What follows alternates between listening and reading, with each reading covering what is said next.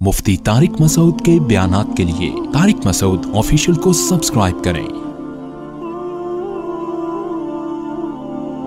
Tariq Masood official.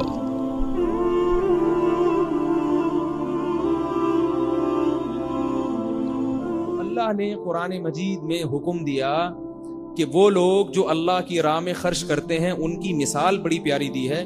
कमसली हब्बतिन अंबतत सबअ सनाबिल, जैसे एक गंदुम के दाने को जमीन में बो तो कितनी कोंपलें निकलती हैं? 7।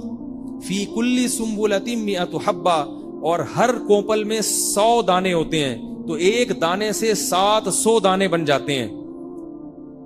यानी अगर कोई जिसने ये गंदुम उगने का अमल ना देखा हो या पौधों के उगने का अमल ना देखा हो, उसको अगर आप आके कहें, कोई जंगल में रहा और उसने कभी देखा ही नहीं, यानी जंगल में नहीं, बयाबान में रहा, सहरा में, उसको बोलें कि ये एक गंदुम का बीज है, इससे थोड़े दिनों में 700 बीज बिल्कुल ऐसे पैदा हो जाएंगे, वो कहेगा ये तो जादू है भाई, नजर का धोखा है, 1 से 700 कहां पैदा होंगे?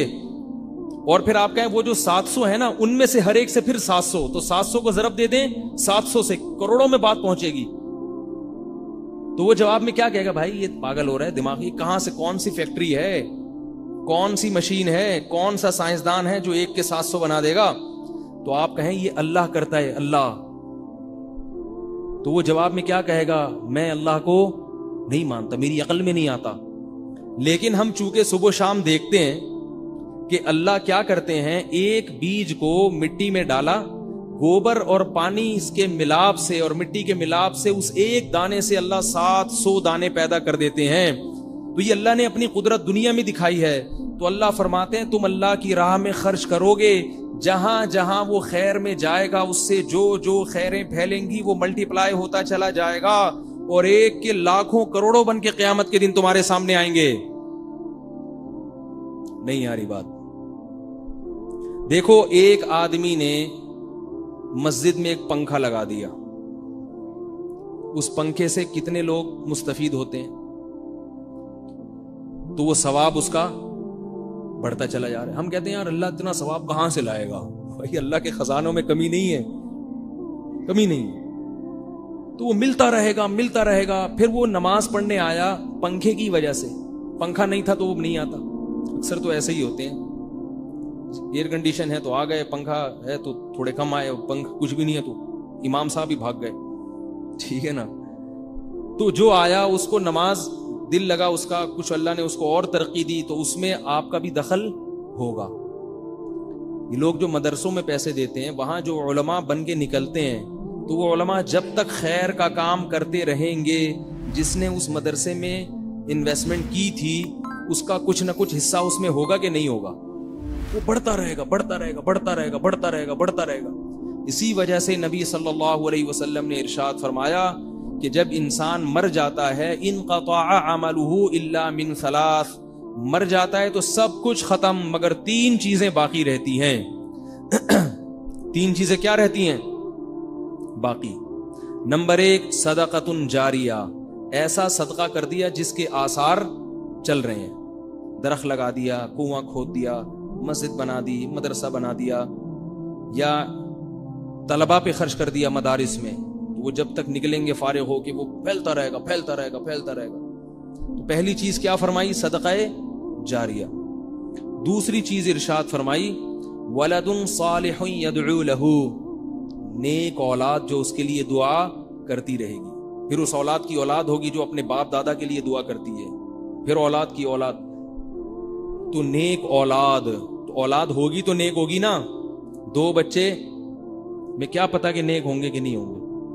एक साहब कल मुझे मिले, कह रहे हैं एक ही बच्चा है, इतना नालायक। उन कहने लगे एक बेटा है मेरा, बहुत सख्त तंग किया हुआ है, नाफरमान है, ये वो, एक नमाज नहीं पढ़ता। मैंने कहा दूसरे तो पढ़ते होंगे ना, उनसे खिदमत ले ली। कहने है ही एक। मैंने कहा फिर ये आपका, मेरा कसूर नहीं है भाई, ये मेरा कसूर नहीं, अब भुगतो। हमारे नबी सल्लल्लाहु अलैहि वसल्लम ने फरमाया तज़व्वजुल वदूद अल वलूद, ऐसी औरत से निकाह करो जो कसरत से औलाद दे तुम्हें, औलाद के मामले में बुखल से काम ना ले। बहुत बड़ी तरक्की का जरिया बनेगी औलाद। देखो मैं अपने वालिदैन का 4था बच्चा हूं, मैं बड़ा नालायक हूं, لیکن اگر میرے والد صاحب ابھی جو میں دین کی خدمت کر رہا ہوں مجھے دیکھتے تو خوش ہوتے نا کہ اچھا ہوا چوتھا ہو گیا تھا. کیا خیال ہے؟ اگر خاندانی منصوبہ بندی والوں کے مشورے پہ چلتے تو میرے والد صاحب کا جو علمی سرمایہ ہے جو آج لاکھوں لوگوں تک پہنچ رہا ہے وہ نہ پہنچتا, کیونکہ میرے دونوں بڑے بھائی عالم نہیں ہیں مجھ سے اچھے, مجھ سے نیک ہیں, عالم نہیں ہیں.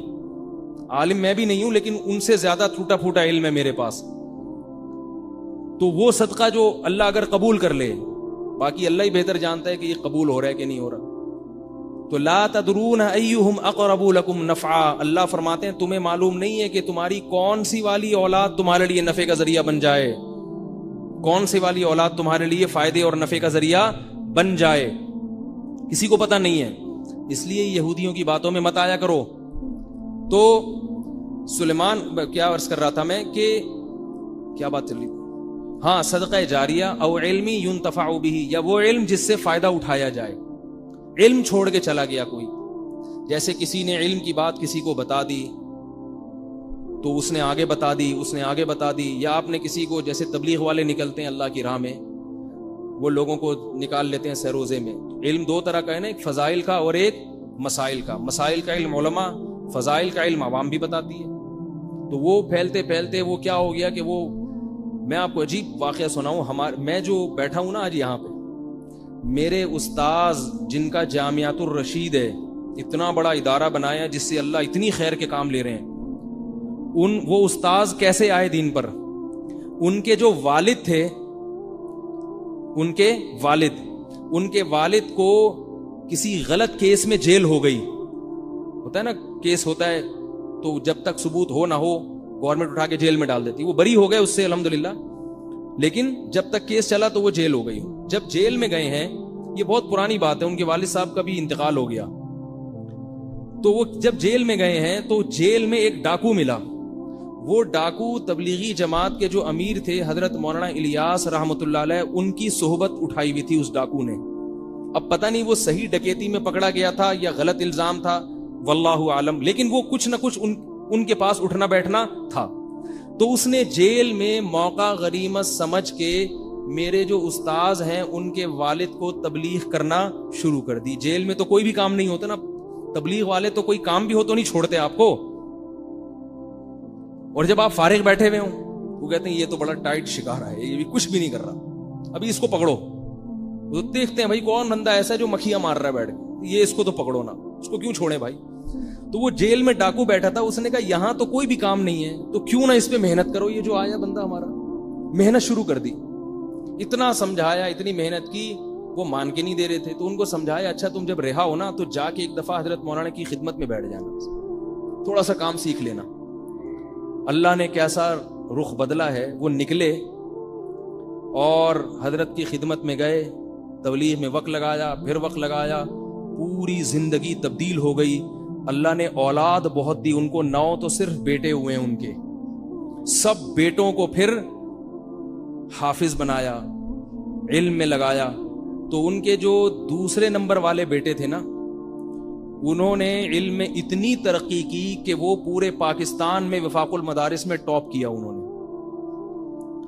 کیوں؟ اس لیے کہ باپ کا تبلیغ میں وقت لگا تھا. اور لگایا کس نے؟ وہ جو جیل میں ڈاکو تھا اس نے نصیحت کی. میں حقیقت میں تھا یا نہیں تھا میں الزام نہیں لگا رہا, ہو سکتا ہے نہ ہو, کیس اس پر یہ تھا کہ ڈکیتی ہے. تو اب نتیجہ کیا نکلا, جب تبدیل ہوئے تو بیٹے نے اتنی ترقی کی, پھر ہمارے حضرت مفتی رشید احمد صاحب کے پاس آئے, پھر ہوتے ہوتے ہوتے آج کتنا بڑا ادارہ. حضرت مفتی محمد تقی عثمانی صاحب ان کی تعریف کرتے ہیں, وہ جب وہ بلاتے ہیں تو وہ آتے ہیں وہاں پہ, اور ان کے ہی فیض ہے کہ میں یہاں بیٹھا ہوا ہوں ممبر پہ بات کر رہا ہوں آپ کے سامنے. تو یہ سارا کریڈٹ کس کو جاتا ہے؟ وہ جو 3-4 دن کی محنت جیل میں ایک ڈاکو نے کی, اس کو پتا بھی نہیں ہے, نہ اس کے بچوں کو پتا ہے کہ ہمارے ابا کیا. وہ تو صحیح سمجھ رہا ہوگا میں نے سروزہ لگوا دیا, ختم ہو گئے, لگا لیا ہوگا سروزہ. کون اس وقت فون تو تھا نہیں, ٹیلی فون. وہ اپنے گھر چلا گیا, یہ اپنے گھر چلے گئے. لیکن وہ قیامت کے دن دیکھے گا کہ جامعۃ الرشید بھی اس کے نامہ اعمال میں, بولو بھائی, لکھا ہوا ہوگا. یہ ہے وہ مثال جو اللہ تعالیٰ قرآن کریم میں دے رہے ہیں. اور اسی کو حدیث میں کیا کہا گیا؟ علم ينتفع به, اسی طرح علماء جو علم چھوڑ کر جاتے ہیں، لوگوں کے ایمان کی حفاظت کرتے ہیں، نبی صلی اللہ علیہ وسلم نے فرمایا قابل رشک صرف دو آدمی ہیں، ایک وہ دولت مند جس کو اللہ نے دولت دی اور وہ خیر کے کاموں میں لٹاتا ہے، اور ایک وہ عالم جس کو اللہ نے علم دیا اور وہ لوگوں کو واعظ و نصیحت کرتا ہے، ہدایت کی باتیں بتاتا ہے۔ فرمایا ان دو کے علاوہ کوئی قابل رشک نہیں ہے۔ مطلب یہ کہ یہ نہیں کہ کوئی اور قابل رشک نہیں ہے، حدیث میں حس کا مطلب ہوتا ہے، مفہوم مخالف معتبر نہیں ہوتا، مطلب یہ کہ حقیقی معنوں میں یہی دو قابل رشک ہیں، کیونکہ ان کی خیریں بہت ہیں۔ تو غریب آدمی دولت مند کو دیکھ کے یہ کہے کہ کاش میرے پاس دولت ہوتی تو میں بھی ایسی خیر میں خرچ کرتا، اور جس کے پاس علم نہیں ہے وہ عالم کو دیکھ کے رش کرے کہ کاش میرے پاس علم ہوتا میں بھی خیر کے کام میں خرچ کرتا، میں بھی علم کی جو ہے نا خدمت کرتا۔ تو یہ وہ دو شخص ہیں جن کے بارے میں نبی صلی اللہ علیہ وسلم نے فرمایا۔ تو اللہ نے کیا فرمایا کہ وہ لوگ جو اللہ کی راہ میں خرچ کرتے ہیں کمثل حبۃ انبتت سبع سنابل، کہ ان کی مثال اس گندم کے دانے کی طرح ہے جس نے 7 کونپلیں پیدا کی، فی کل سنبلۃ مئۃ حبۃ، اور ہر ایک میں 100 دانے ہیں، واللہ یضاعف لمن یشاء۔ فرمایا یہ تو عام فارمولہ ہے، لیکن اللہ بعض دفعہ کسی کے لیے اس میں اور زیادہ اضافہ کر دیتا ہے، اور رمضان میں اور زیادہ ثواب بڑھ جاتا ہے صدقات و خیرات کا۔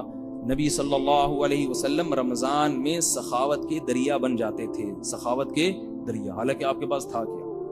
تو اس کو نہ دیکھا کرو میرے پاس ہے کیا، جتنا ہے اس میں سے کچھ نکال دو۔ اور نبی صلی اللہ علیہ وسلم نے فرمایا انفق یا بلال ولا تخش من ذی العرش اقلال، حضرت بلال کو حکم دیا کہ اللہ کی راہ میں خرچ کرو اور عرش والے سے غربت کا خوف مت کرو کہ وہ تمہیں غریب بنا دے گا۔